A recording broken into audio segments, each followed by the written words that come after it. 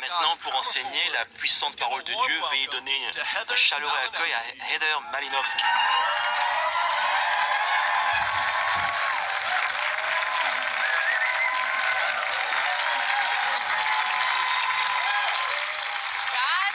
Que Dieu vous bénisse. Veuillez vous asseoir. Prenez vos Bibles et allez en Actes, chapitre 1.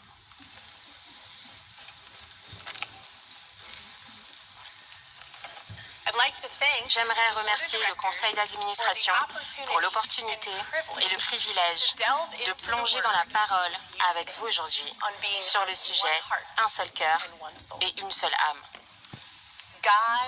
La parole de Dieu. Dieu l'a magnifiée au-dessus de sa renommée. Non seulement nous pouvons comprendre la grande majorité de la parole, là où elle est écrite, mais elle a aussi une grande profondeur.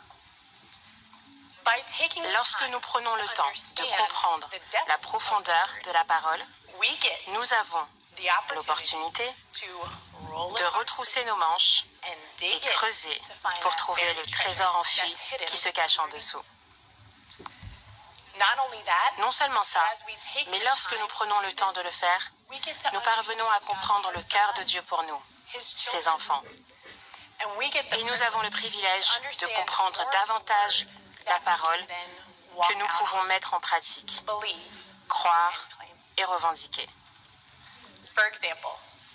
Par exemple, il y a quelques années, alors que j'étais en plein dans mon temps d'études, et en lisant la parole, j'ai remarqué un mot anglais qui m'a particulièrement frappé.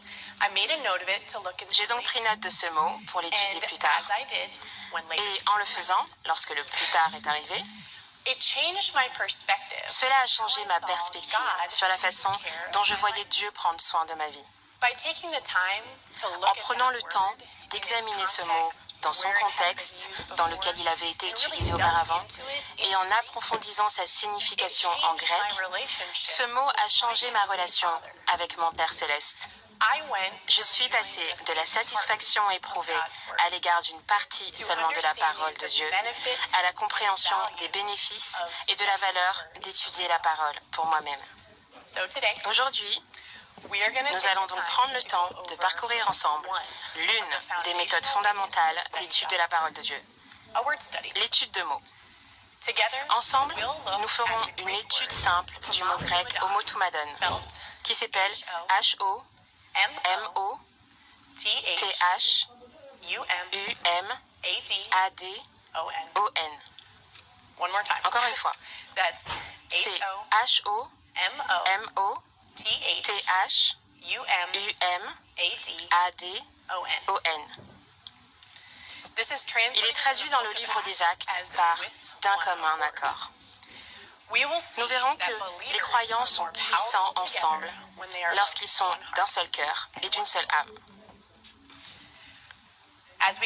Au cours de cet enseignement, je vous montrerai les étapes que j'utilise pour faire une étude de mots, puis vous pourrez l'essayer pour vous-même. D'accord? Très bien. Nous sommes en Actes chapitre 1, lisons le verset 14. Tous, les apôtres, d'un commun accord, persévéraient dans la prière avec les femmes et Marie, mère de Jésus, et avec les frères de Jésus. Avant de commencer à creuser ce verset, clarifions ce qu'est une étude de mots et comment on la fait. Dans une étude de mots, nous trouvons tous les endroits où un mot grec ou hébreu particulier apparaît dans la Bible. Puis, nous considérons ces occurrences pour voir comment ce mot est utilisé dans son verset et son contexte. Les significations détaillées des mots, parfois perdues dans les traductions anglaises ou françaises, sont préservées dans ces langues anciennes. Puisqu'un mot de la Bible peut avoir plusieurs significations, nous faisons le travail diligent de creuser dans la parole de Dieu pour en comprendre le sens. L'un des principaux avantages de faire cela est que nous apprenons à comprendre la parole. Ce n'est pas seulement quelqu'un qui nous la transmet. Nous avons fait le travail. Nous avons pris le temps d'étudier. Et nous savons que nous connaissons la parole de Dieu. De plus, lorsque nous étudions un mot unique dans son contexte, nous apprenons d'autres vérités et concepts de la Bible que nous pourrons travailler plus tard.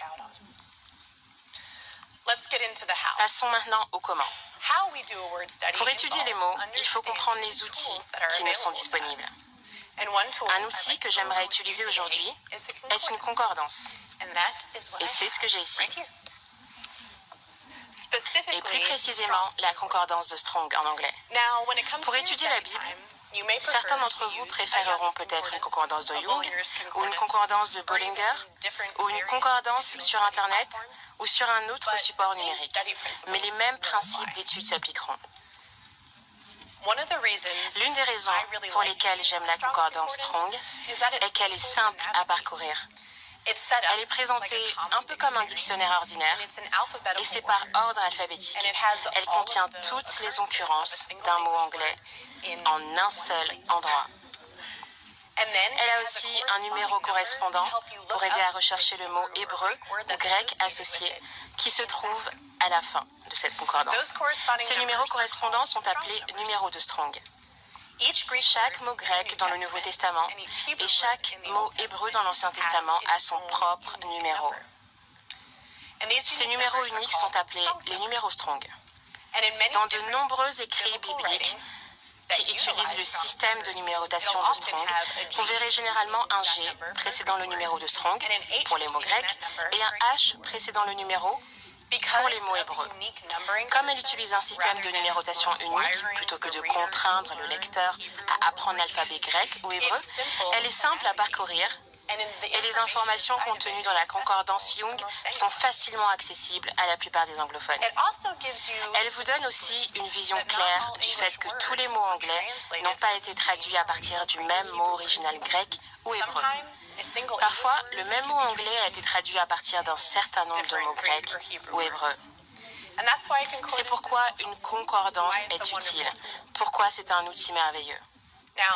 Voici quelques clés simples à retenir avant que nous creusions dans la parole et retroussons nos manches. Numéro 1. Prenez votre temps. Ne soyez pas pressés. L'utilisation d'outils tels qu'une concordance peut demander un certain temps. De même, examiner les différents contextes d'un usage d'un mot, cela peut aussi prendre du temps. Et c'est normal. 2. L'étude des mots a pour but d'apprendre la parole de Dieu. En regardant aux différents contextes, nous voulons apprécier ce que nous lisons, mais nous ne voulons pas perdre de vue ce que nous avions commencé à étudier.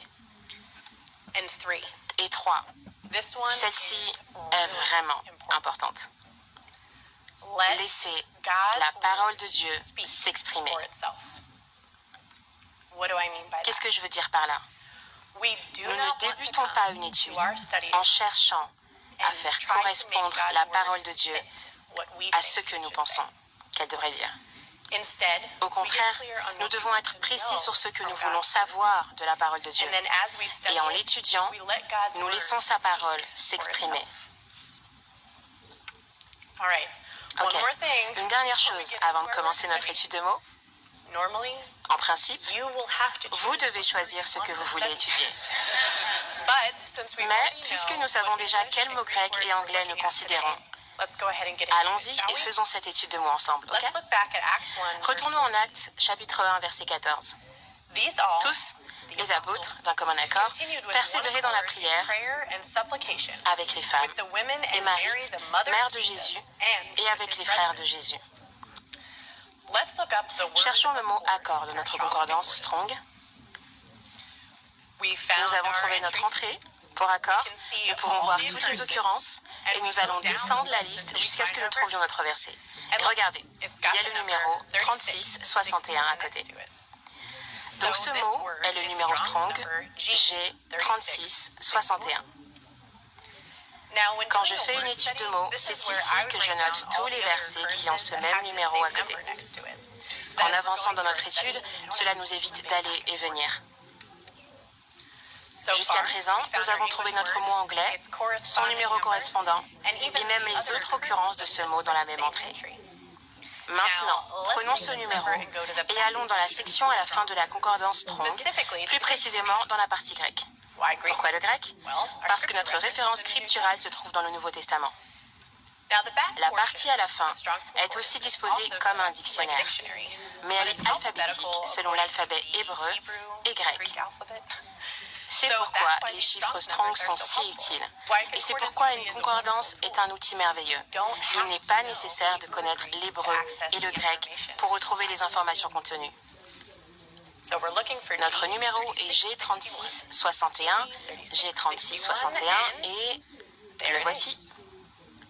Et regardez, il y a des informations sur le mot grec, y compris sa définition et sa traduction dans la parole.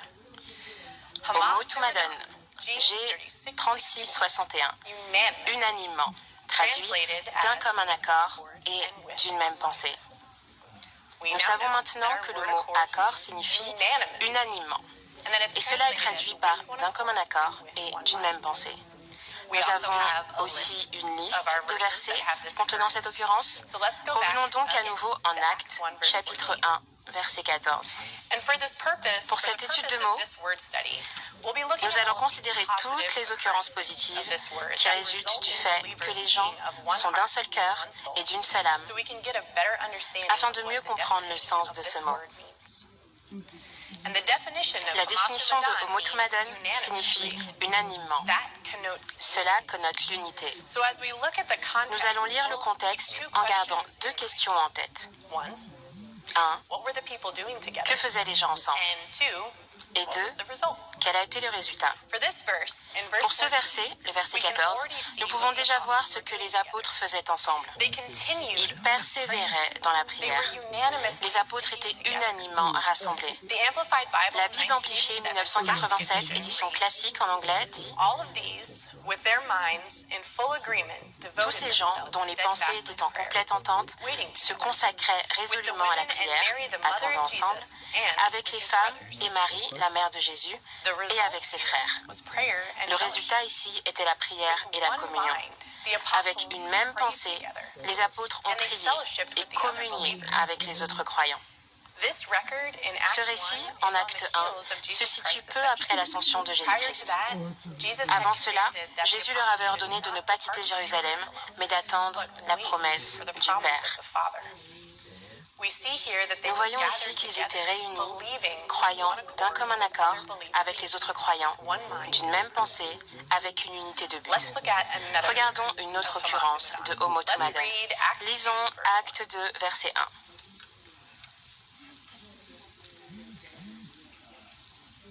Le jour de la Pentecôte, ils étaient tous ensemble, d'un commun accord, dans le même lieu. Il y a notre mot d'un commun accord, notre mot grec homotumadon, traduit par le mot ensemble dans Louis II. Mais à qui il fait référence? Revenons un tout petit peu en arrière, en Actes chapitre 1, verset 26. Et nous aurons notre réponse. Ils tirèrent au sort, et le sort tomba sur Matthias, qui fut associé aux 11 apôtres. Le jour de la Pentecôte, ils étaient tous ensemble dans le même lieu. Tout à coup, il vint du ciel un bruit, comme celui d'un vent impétueux. Il remplit toute la maison où ils étaient assis. Des langues semblables à des langues de feu leur apparurent, séparées les unes des autres, et se posèrent sur chacun d'eux. Et ils furent tous remplis du Saint-Esprit, et se mirent à parler en d'autres langues, selon que l'Esprit leur donnait de s'exprimer. Rappelez-vous, nous regardons le contexte pour mieux comprendre notre mot homotumadon. Nous voulons savoir ce qu'ils faisaient ensemble. Jusqu'ici, nous pouvons voir qu'ils étaient rassemblés. Quel était le résultat du commun accord des apôtres qui étaient réunis? En voici un puissant. Ils sont nés de nouveau. C'est l'effusion originale du Saint-Esprit. Mais savez-vous quoi? Ce n'est pas la seule occurrence de homotumadon en Acte 2. Allons au verset 46. Acte 2, verset 46. Ils étaient chaque jour, tous ensemble, assidus au temple. Ils rompaient le pain dans les maisons et prenaient leur nourriture avec joie et simplicité de cœur. Considérons le contexte en remontant au verset 41. Ceux qui acceptèrent sa parole furent baptisés. Et en ce jour-là, le nombre de disciples s'augmenta d'environ 3000 âmes. Ils persévéraient dans l'enseignement des apôtres, dans la communion fraternelle, dans la fraction du pain et dans les prières. La crainte, le respect s'emparait de chacun.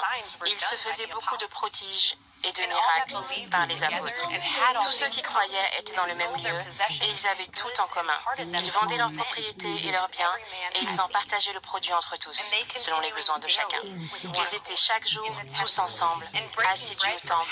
Ils rompaient le pain dans les maisons et prenaient leur nourriture avec joie et simplicité de cœur, louant Dieu et trouvant grâce auprès de tout le peuple. Et le Seigneur ajoutait chaque jour à l'Église ceux qui étaient sauvés. Regardez toutes les différentes choses qu'ils faisaient ensemble. Ils persévéraient dans les enseignements des apôtres, dans la communion fraternelle, dans la fraction du pain et dans les prières. Tous ceux qui croyaient étaient dans le même lieu et ils avaient tout en commun. Ils s'occupaient des besoins de la maisonnée. Et c'est juste après ça que se trouve notre mot au Motomadon. Ils persévéraient chaque jour d'un commun accord. Et quel était le résultat? Regardez le verset 47. Dieu ajoutait chaque jour à l'Église. Le corps de Christ continuait à grandir. Les gens continuaient à naître de nouveau. Les croyants étaient puissants ensemble. N'est-ce pas super? Et vous savez quoi? Les 3000 âmes qui ont été sauvées, mentionnées au verset 41, étaient le résultat de l'effusion du Saint-Esprit, cité plus tôt dans le chapitre. Fondamentalement, ce chapitre entier peut faire partie du contexte des 12 apôtres qui étaient tous d'un commun accord le jour de la Pentecôte. La lecture de l'ensemble de ce chapitre nous aide à mieux comprendre quels étaient les résultats. Et c'est pourquoi je disais que, parfois, ce genre d'étude peut prendre du temps. Et c'est normal. Allons en Actes chapitre 4.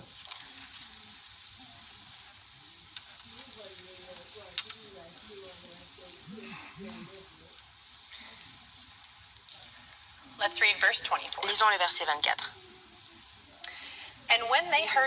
Lorsqu'ils l'eurent entendu, ils élevèrent à Dieu la voix tous ensemble, ou d'un commun accord, et dirent, Seigneur, toi qui as fait le ciel, la terre, la mer et tout ce qui s'y trouve. Nous voyons notre mot ensemble ou d'un commun accord, que nous savons être le mot grec homotomadon, puisqu'il était dans notre concordance Strong. Et nous allons lire une partie du contexte pour nous assurer que nous pouvons répondre à nos questions. Que faisaient les croyants ensemble et quel était le résultat? En ce qui concerne le contexte de ce verset, si nous lisons plus loin, nous voyons les résultats de leur commun accord. Mais le contexte dans lequel nous nous retrouvons est celui où Pierre et Jean venaient juste de contribuer à la guérison du boiteux à la porte du temple, la Belle, et maintenant ils partageaient la vérité au sujet de Jésus-Christ. Les chefs religieux de ce jour n'ont pas aimé cela. Alors ils les ont menacés de ne pas parler du tout, ni d'enseigner au nom de Jésus. Juste avant le verset 24, nous avons Pierre et Jean qui font leur rapport à leurs compagnons sur ce qu'il s'est passé. Recommençons au verset 24.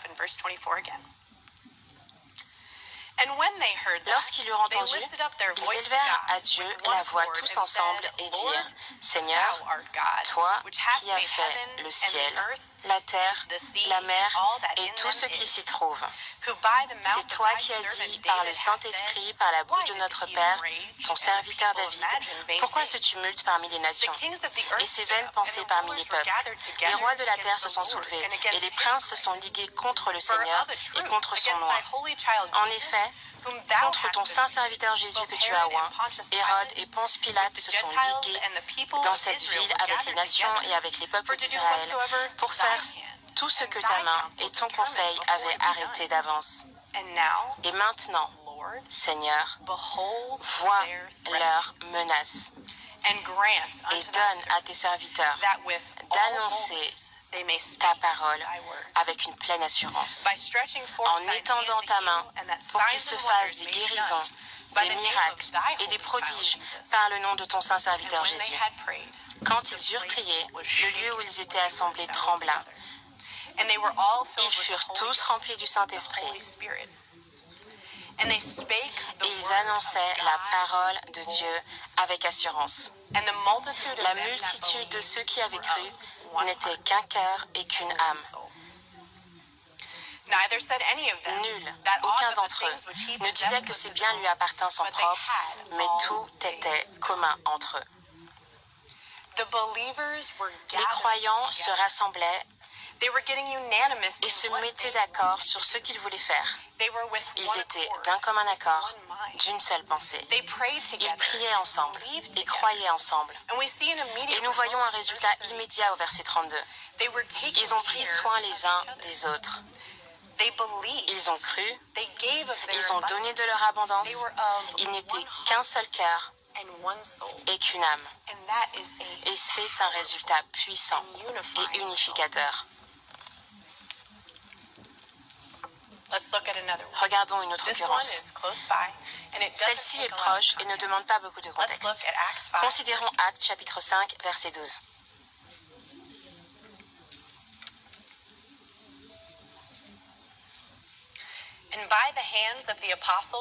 Beaucoup de miracles et de prodiges se faisaient au milieu du peuple par les mains des apôtres. Ils se tenaient tous ensemble au portique de Salomon. Que faisaient les apôtres? Ils accomplissaient des miracles et des prodiges parmi le peuple. Et tous les croyants étaient unanimes dans leur désir de communier ensemble. Ils étaient unifiés. Le verset 14 nous montre les résultats. Le nombre de ceux qui croyaient au Seigneur, hommes et femmes, s'augmentait de plus en plus. Le nombre de ceux qui croyaient au Seigneur, hommes et femmes, s'augmentait de plus en plus. Quels étaient les résultats? Une multitude d'hommes et de femmes sont nés de nouveau, ont été ajoutés à l'Église, au corps de Christ. De plus, listé dans l'entrée pour accord ou ensemble de notre concordance, se trouve Acte 8, 6. Allons-y maintenant. Acte 8, verset 6.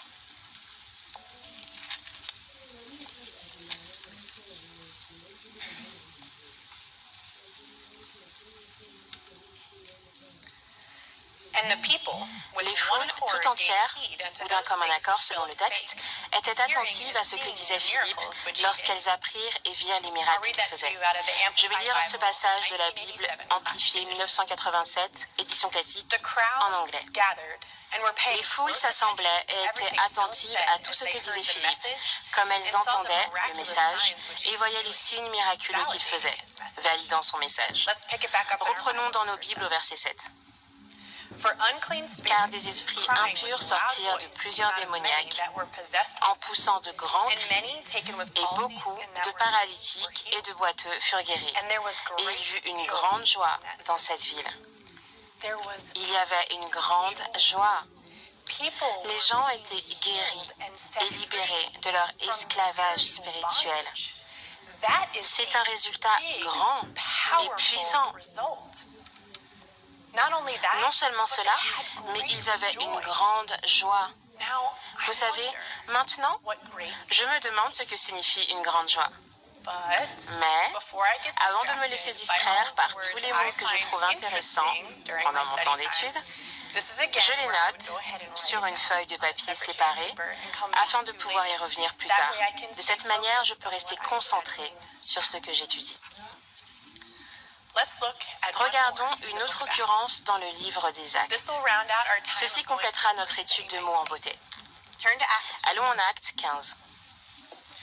Nous regarderons une autre occurrence de notre mot grec homotomadon. Acte 15. Nous la trouverons au verset 25.